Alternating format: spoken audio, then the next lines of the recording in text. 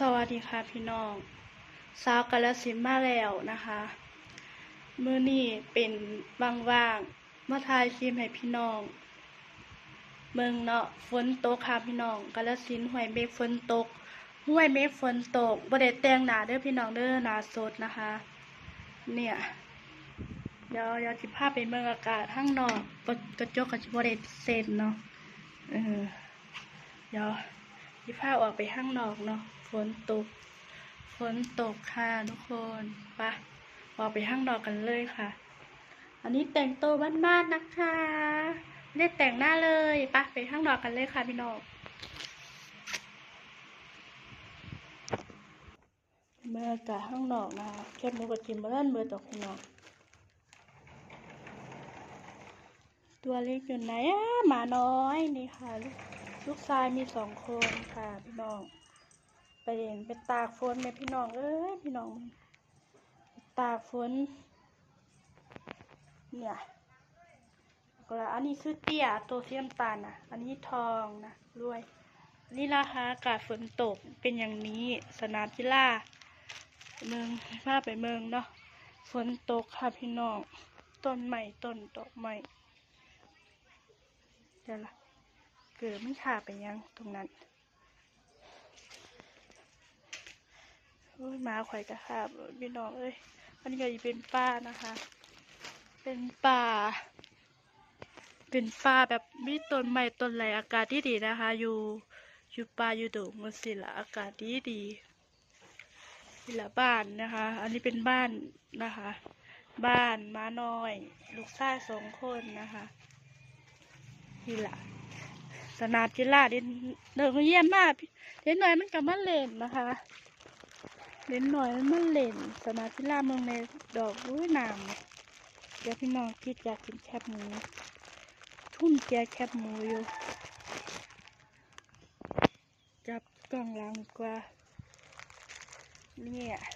กินแคบหมูพี่น้องแคบหมูย่างนิดหน่อยนึงพี่น้องแซ่บเนาะมันแซ่บนี่ล่ะอากาศฝนตกกับเป็นแล้วสิล่ะหนาวร่มเย็นวื้อเนาะนี่ล่ะบ้านเป็นแล้วสิล่ะตัวเล็กดีนะคะนี่ล่ะบ้านเป็นแล้วสิผู้ใดอยากมากับมาเยี่ยมได้นะคะอยู่ห้วยเม็กจังหวัดกาฬสินธุ์อำเภอบาดพิมูลหมู่ที่7ใช่ไหมพี่หลวงพ่อนั่นแหละขี่รถมึงเล็กกินข้าวกันยัง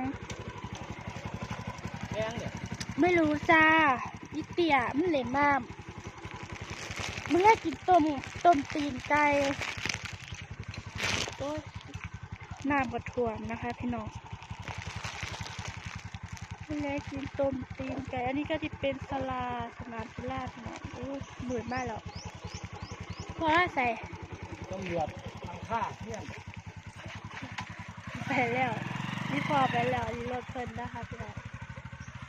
นี่แหละภาษาของเพลินเราขี่รถหาเลยนี่บ้านๆเป็นนาทีละอันนี้ก็จะเป็นป่าดงตัวเนาะคุณพ่อคอยไปแล้วคุณตกใส่ละเบิ่งภาพเป็นเบิ่งสวนผัก